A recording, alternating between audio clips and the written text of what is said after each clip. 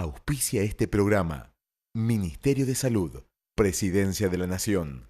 ¿Qué tal? ¿Cómo le va? Una bienvenida especialísima. Estamos aquí comenzando un programa que tiene como título ¿Cuáles son los cuidados que tenemos que tener en los dolores crónicos?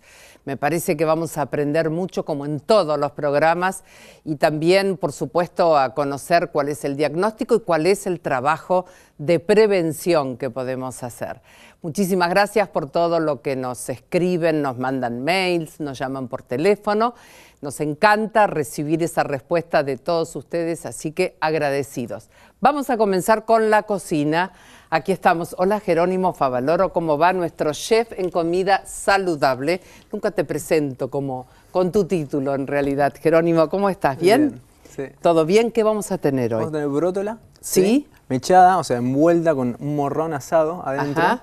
Y con papel aluminio. Sí.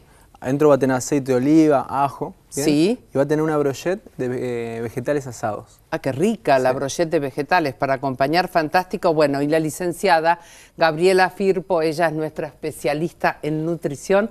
Gabriela, contame de la Fundación Favaloro.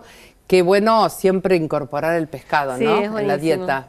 Estábamos recién hablando con Jerónimo de las virtudes del pescado y lo que mencionábamos es que fundamentalmente aporta fósforo, que es muy importante para un montón de funciones en el organismo. Sí. Por ejemplo, a nivel del cerebro, para lo que es la memoria, para el desarrollo intelectual, forma parte de los compuestos, digamos, de reserva energética del organismo, que es adenosintrifosfato justamente, ATP son 3 moléculas de fósforo unidas, y además es muy importante también para la formación y para el mantenimiento de los huesos y de los dientes. También. Así Ahora que- nos cuesta a los argentinos Sí. incorporarlo, ¿eh? Pese a que lo tenemos, es riquísimo y bueno, Sí. vamos a conocer otra forma hoy. Aparte, en entonces. general se come más la merluza, por eso trajimos Sí. brótola para variar un poco, que si bien son bastante parecidos en cuanto a que son sabores suaves, a que son pescados magros, por lo menos variamos un poquito y que salimos de la clásica merluza. De la clásica, exactamente. Bueno, vamos a ver los ingredientes.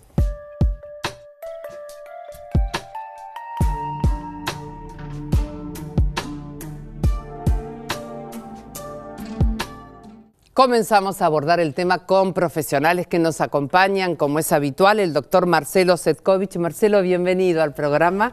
Él es psiquiatra, jefe del Departamento de Psiquiatría del Instituto de Neurociencias. Y es interesante todo el tema que vamos a hablar del dolor crónico, ¿eh? ¿Cuánta cantidad de gente dice, bueno, tengo esto y qué voy a hacer? Voy a vivir toda la vida así, ¿no? Pero bueno, vamos a desarrollarlo. El doctor Jorge Mandolesi, también neurocirujano. Bienvenido, Jorge. Gracias. Él es coordinador de la sección Neurocirugía Funcional del Instituto de Neurociencias. Vamos a meternos con un informe en el tema y empezamos a hablar. El dolor crónico es aquel que permanece durante un tiempo prolongado a pesar de haberse curado la enfermedad o la lesión que lo provocó. El tiempo que se estima para considerar al dolor como crónico son 6 meses.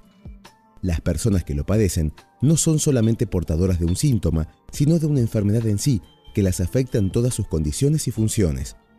Algunos de los dolores crónicos más comunes son las cefaleas, los dolores de miembros superiores e inferiores, dolores posturales, musculares, articulares, dolores de columna cervical, dorsal y o lumbar, y las neuralgias faciales, entre otros. El tratamiento para esta problemática incluye, además de tratamientos farmacológicos, terapias que ayuden, como la kinesiología y la psiquiatría. Se debe tener en cuenta que los tratamientos pueden no eliminar todo el dolor. El fin que persiguen es reducir el dolor que siente el paciente y la frecuencia con que se le presenta. Es importante que las personas que sufren dolores crónicos le informen a su médico sobre las molestias que le ocasionan, ya que eso ayudará a encontrar el tratamiento adecuado. Marcelo, y preguntarte cómo incide, ¿no?, en la vida psíquica de un paciente ese dolor crónico. Incide en forma muy significativa. Uno tiene que tener presente que el dolor crónico es un estresor crónico y en tal condición puede producir muy frecuentemente depresión y ansiedad, que son dos complicaciones muy típicas del dolor crónico y que producen un nivel de discapacidad mayor. Además, la depresión y la ansiedad aumentan la percepción del dolor, con lo cual la persona tiene la sensación de tener más dolor todavía, El dolor claro. es difícil de medir, es bastante difícil establecer un parámetro objetivo. Entonces, claramente complica mucho la vida de las personas en este sentido, en la capacidad de producir depresión y ansiedad. Sí, justamente con el doctor Mandolesi quería abordar este tema. ¿Qué pasa cuando los medicamentos no alcanzan para evitar este dolor o para aliviarlo más que evitarlo, ¿no? Sí, sobre todo aliviarlo. Hay muchos pacientes que agotan su posibilidad de efecto con los medicamentos, o algunos pacientes que son polimedicados por otras enfermedades y que tienen efectos adversos por los medicamentos analgésicos, entonces uno se encuentra muy limitado en qué tipo de medicamentos puede utilizar.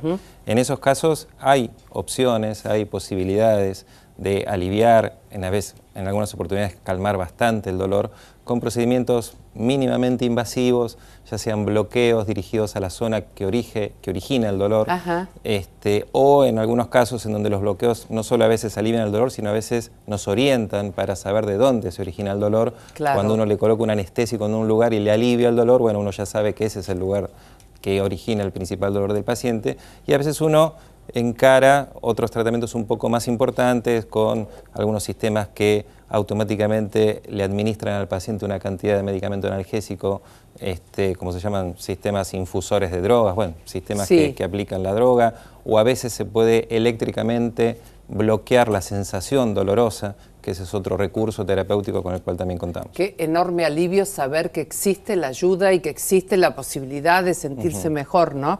Porque padecer un dolor crónico debe ser una de las situaciones más difíciles. Vamos a ver entonces otro informe que hemos preparado. Los grupos de drogas más frecuentemente utilizados para tratar el dolor son los antiinflamatorios y los analgésicos, que tienen sus particularidades y características especiales para su manejo. Los analgésicos son drogas que en su mayoría derivan de la morfina, lo que hace que por cuestiones culturales y médicas la gente suele tener temor a ser tratada con ellos.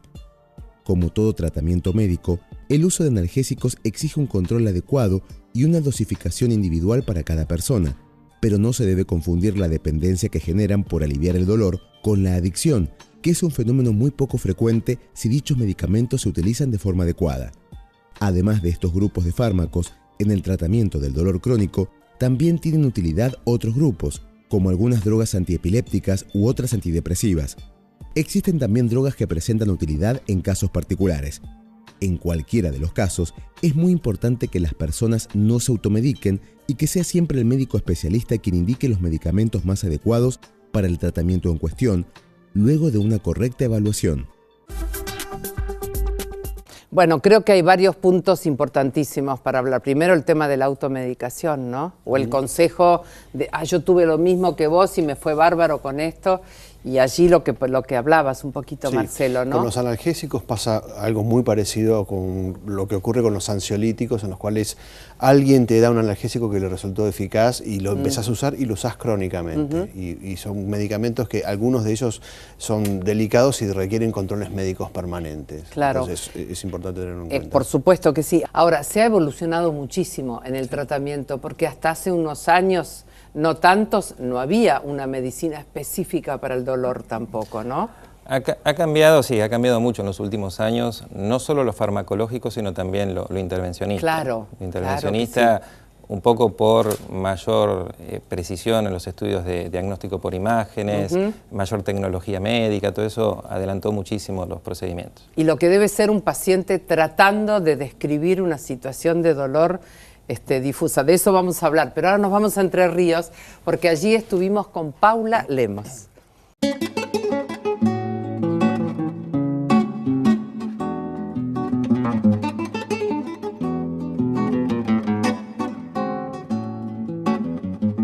El Centro de Salud Cecilia Grierzo está ubicado en el corazón del barrio, está la plaza, la escuela, la iglesia y el centro de salud. Y como para un dato más importante, los mismos vecinos fueron quienes construyeron al centro de salud. En un principio como sala de primeros auxilios, ellos fueron quienes gestionaron la presencia de un médico y de un enfermero. Hoy por hoy están reclamando una ampliación o una ambulancia y bueno, nos caracterizamos de alguna manera por escucharlos, por respetarlos, porque entendemos esto de que ellos son dueños, los respetamos mucho a ellos y también sentimos el apoyo del barrio. Es un barrio que ayuda mucho y cuida mucho al centro de salud.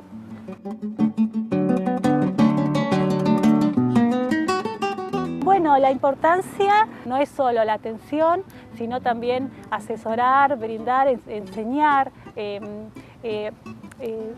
favorecer una calidad de vida mejor para toda la comunidad. Y los beneficios a la vez son la comunicación, tenemos muy buena comunicación, ellos salen, como en todo sector siempre hay rotación de gente, va viniendo gente nueva, algunos se jubila y lo bueno de salir es conocer y ubicar realmente al vecino, saber cómo vive, saber las realidades de su entorno, las necesidades. Y ellos también, como decía Irina hoy, también nos demandan algunas cuestiones y ya se hace hay una comunicación muy, muy positiva entre el centro de salud y la comunidad. Muy bien, y estoy con el doctor Gustavo Blanco, que es médico dedicado al tratamiento del dolor, es jefe del Centro de Diagnóstico y Tratamiento del Dolor del Instituto de Neurociencias. Y yo decía, Gustavo, qué bueno que haya, ¿no?, una especialidad médica, a lo mejor no tan reconocida, pero que existe y qué bárbaro para poder recurrir a pedir ayuda, ¿no es cierto? ¿Cuáles son los dolores más frecuentes que encontrás en la consulta? Los más frecuentes son 3 grupos de dolores. Los dolores que comprometen la cabeza, las cefaleas o migrañas también. Los dolores que comprometen la estructura de la columna, las zonas más expuestas. La columna cervical, con irradiación a los brazos. Sí. O la columna lumbar, que ese es el que compromete al 90% de la humanidad. O sea, a los 70 años no va a haber quien llegue que no haya sufrido dolor de espalda. Sí. Así que eso es fundamental entenderlo. Por cuestiones estructurales, posturales fundamentalmente, que eso es una de las principales causas de dolor en la población joven, alrededor de los 30, 40 años, que concurren con la queja que el cuello, que se me duermen las manos, que me está doliendo la cintura. ¿Eso no tiene que ver con la computadora?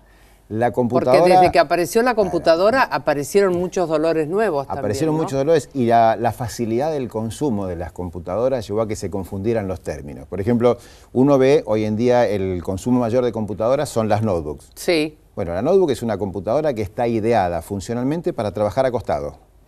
Ah. Claro, pues yo tengo que estar acostado, con la cabeza apoyada en 2 o 3 almohadas para no hacer ningún esfuerzo. La computadora va a estar sobre la pancita, tengo las manos flojas, estoy trabajando así. Si yo trabajo en un escritorio, la computadora está abajo, estoy haciendo fuerza con el cuello. Si yo la pongo arriba para tener la altura de la vista, tengo las manos para arriba, o sea que no me sirve nunca. Siempre estoy trabajando mal con la notebook. Entonces, eso es una cosa a tener en cuenta. Eso se llama ergonomía. En lugar de cómo nosotros nos adaptamos al medio ambiente, cómo el medio ambiente se adapta a nosotros y no se hace en ningún lado. A mí me encantó porque cuando el doctor empezamos a dialogar fuera de cámara, me dijo los temas posturales y yo enseguida me enderecé, porque uno tiende a tener, claro, muchos temas posturales, ¿no es cierto? Ahora, ¿todos los dolores son iguales? No.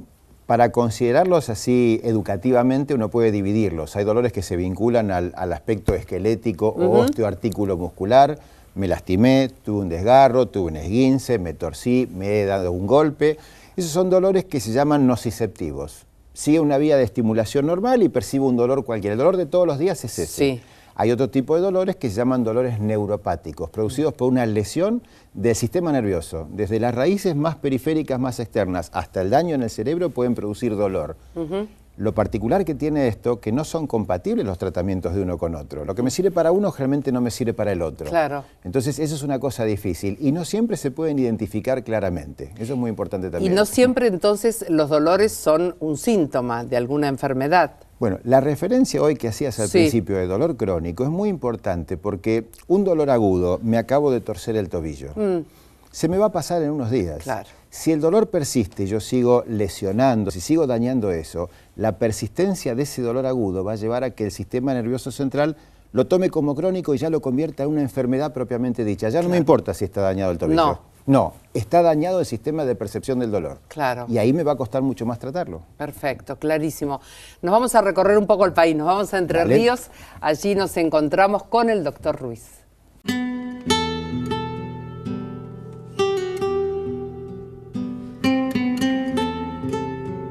El servicio de cirugía cardiovascular nació hace varios años, pero nosotros entramos desde el año 2011 dentro del Plan Nacer como centro tratante de cirugía de cardiopatías congénitas.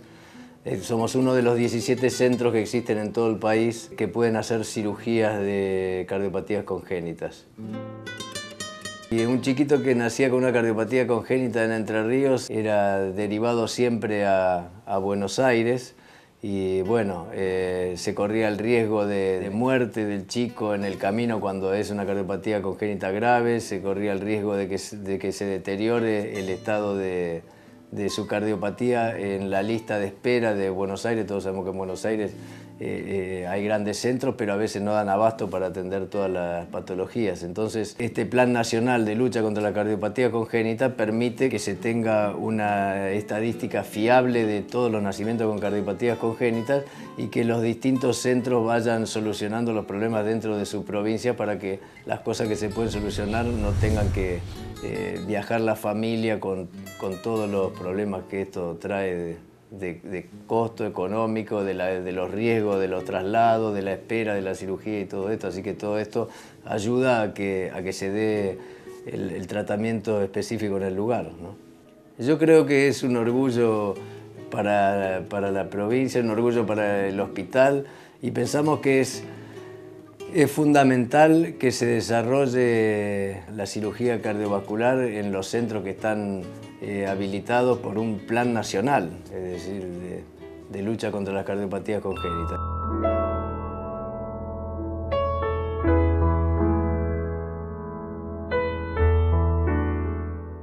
Bueno, y seguimos aquí, muchísimas gracias a la gente de Entre Ríos. Digo, seguimos aquí hablando, por ejemplo, ¿qué pasa? Uno ve habitualmente en los lugares de trabajo que las personas están durante las 8 horas o 6 horas frente a una computadora. ¿Y qué me contabas recién que me gustaría que lo repitas? Te contaba, es muy práctico. El viernes me duele más que el lunes. Sí.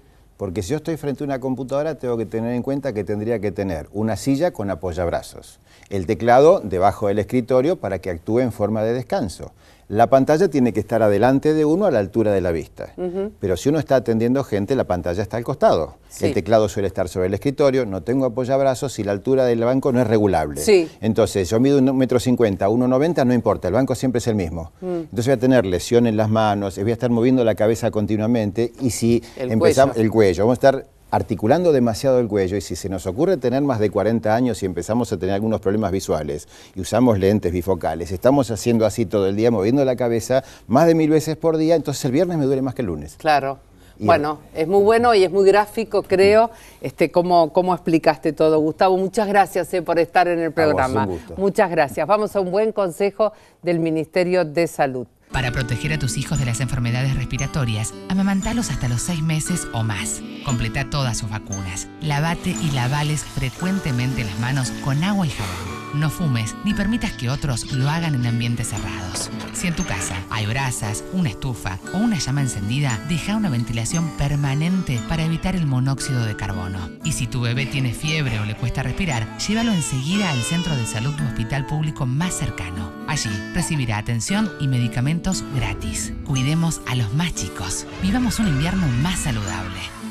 0800-222-1002 www.msal.gov.ar. El doctor Daniel López Rossetti ha hecho un despliegue que me parece muy bueno lo que vamos a ver, ¿no? ¿Qué hicimos acá? Artificialmente hicimos el pulmón de un fumador. Ajá.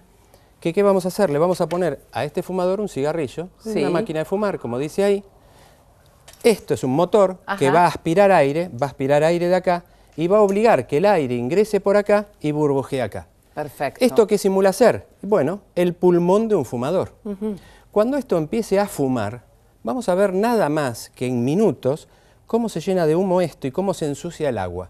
Eso es lo que pasa en el pulmón. Sí, pero ni que hablar. Cuando pasa con una boquilla que en el segundo cigarrillo ya está negro, el pulmón, si vas a anatomía patológica, ves el pulmón de un fumador es negro y el de un no fumador es rosado.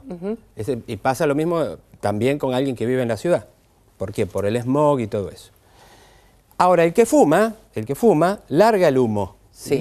Y ese humo lo fuma el de al lado. También. Que es el fumador pasivo. Entonces, el aire que sale de este pulmón va a ir por esta flecha, va a seguir todo el circuito del aire por el motor y va a ir a esta persona que es el fumador pasivo. No es el que está fumando, pero está fumando. Claro. Más de un cáncer de pulmón. Que antes decíamos, bueno, pero es no fumador, qué raro, porque el 95% de los cánceres de pulmón, el dueño fuma. Sí. Ahora, de los que no fuman, ¿cuántos serán por ser fumadores pasivos? Pasivos. Entonces lo que vamos a hacer es prender esto, prender el cigarrillo y prender este bombeador para que vos veas, Tete, cómo este hombre empieza a fumar, burbujea acá, y si la cámara enfoca acá, cómo se empieza a llenar de humo, el agua se empieza a poner oscura, el humo empieza a salir por acá y empieza a ser enviado a este motor y empieza a ir al segundo pulmón. Claro, al pasivo. Al pasivo. Vos fíjate, Tete, esto yo lo habré usado 2 o 3 veces. Este caño ya está negro respecto a este. Ya empezó el pasivo también a tener a cambiar de color. Claro. Sí, porque lo que está expirando este hombre, está yendo acá. Exactamente. Esto, lo que está saliendo, es tan tóxico como el que entró acá. Claro. Lo que estamos viendo acá, Tete, esto es con medio cigarrillo. Claro. Mirá cómo ya está oscura el agua acá, lleno de humo acá, y cómo fue cambiando este color. Totalmente. Del aire. Ahí vamos a ver ahora la bocha. Y del aire que ya fue filtrado en este primer cigarrillo. Ponemos un segundo. Imaginemos que este programa, en vez de durar unos minutos, durase media hora. Sí. Veríamos negro, negro, este agua, y casi esta del mismo color que esta ahora. ¿Por qué? Ahora cuando la cámara enfoque, piense cada uno cuando fuma lo que pasa adentro de su cuerpo, ¿no? También. Es que si uno lo hace es que si alguien lo hace en casa con un pañuelo, uno fuma y larga el humo en el pañuelo y se pone negro. También. Ahora, eso pasó en el pulmón. Si uno tomase conciencia y ese barniz, esa nicotina, ese alquitrán que va al pulmón, es lo que produce el 95% de los cánceres de pulmón, es lo que condiciona la aterosclerosis, el infarto agudo de miocardio, el accidente cerebrovascular, los tumores de lengua, base de lengua, de esófago, de garganta, los tumores de esófago, los tumores de estómago, los tumores de próstata, vejiga, intestinales. No hay... Vas a dar un examen de medicina. Sí. No importa, vas vos mañana y lo aprobás. Lo único que tenés que decir cuando dice qué produce qué enfermedad, cigarrillo. Cigarrillo. ¿Seguro? La pegás. ¿Por qué? Porque hace mal para todo. Ahora, también es bueno saber y pensar que esta otra bocha, que es la del fumador pasivo, es la del hijito o la hijita que tanto dice que quiere. ¿No? Porque viste que hay toda una enumeración. Es verdad, incluso la muerte súbita del lactante, la muerte blanca, tiene mucho que ver con el hecho que fumen los padres. Claro. En general, uno cuando atiende a un paciente que es un cardíaco, es muy común que uno, digamos, el paciente a lo mejor porque se asustó, porque lo que fuera, deja de fumar. Pero ¿quién lo acompaña? ¿La mujer o al revés? Es la mujer y lo acompaña el hombre. La pregunta es, ¿va a seguir fumando la familia? Porque no fuma uno solo. No. Fuma la familia. Y eso es central. Por costumbre, porque ven, si un chico crece en un lugar donde están todos fumando, ¿qué va a hacer? Claro. Va a fumar. Es igual que la heladera de casa, hablan en nutrición. Vos abrís la heladera de una casa y ves que come la gente. Claro. Si es verde es una cosa, si es así de simple. Está bien. Con el cigarrillo pasivo. Está bien. Bueno, ha sido súper gráfico, muy impresionante todo lo que acabamos de ver. Te agradezco mucho y creo que va a ayudar muchísimo a la gente que nos está mirando. El doctor López Rossetti. Gracias, Daniel. Gracias. Bueno, nos vamos a un informe. Dentro de los aspectos de la prevención del dolor, se debe tener en cuenta un tipo de dolor muy particular, el dolor postquirúrgico. Cualquier tipo de lesión que se produzca en el organismo se acompaña de dolor, el cual puede volverse crónico. Es por ello que en los últimos años se han establecido algunas pautas que pretenden disminuir esta posibilidad. Cuando se realiza una incisión quirúrgica, el paciente se encuentra anestesiado. Aunque su cerebro no percibe dolor, esa herida igualmente estimula distintas zonas del sistema nervioso periférico llamadas nociceptores o receptores de dolor, que envían sus mensajes y aumentan la liberación de distintas sustancias que pueden modificar el dolor. Por tal motivo, en los últimos años se estila a prevenir este estímulo anestesiando localmente la zona de la herida para evitar así esa acción de estos receptores. También se pueden utilizar drogas que disminuyen la irritabilidad de las fibras de conducción de estímulos dolorosos y conseguir así que luego de la cirugía el dolor sea menor o más fácilmente tratable y menos duradero. Bueno, estoy con otro tipo de perfume, no ya el del cigarrillo que me molestó bastante, y ahora en este caso la comida. Qué bueno que está, Jerónimo. Sí, es brótola mechada, que está envuelta con morrón asado y ajo. Tiene aceite de oliva y salsa de soja. Y una brochette de vegetales asados. En este caso, berenjena, cebolla y zucchini. Zucchini, los zapallitos que me encantan. Bueno, una frase final entonces, como para recomendar este tipo de comida. Recomendamos, por ejemplo, los vegetales que usamos hoy, que son muy importantes para desintoxicar el organismo, aumentan la eliminación de líquidos y toxinas. Mirá. Tanto la berenjena como el zucchini. Y el zucchini se pueden comer las flores también. Acá estamos comiendo el fruto, pero las son flores deliciosas, se pueden es cierto, las he comido. Bueno, muchísimas gracias a los dos. Vamos entonces a la despedida. Muchísimas gracias a ustedes por acompañarnos otra semana más. Gracias también a la gente que posibilita que hagamos el programa. Gracias a Momi Living, La Fachada, S Catering, Los Amigos y el restaurante La Rosa Náutica. A ustedes, hasta la próxima. Muchas gracias. Chao. Auspició este programa Ministerio de Salud, Presidencia de la Nación.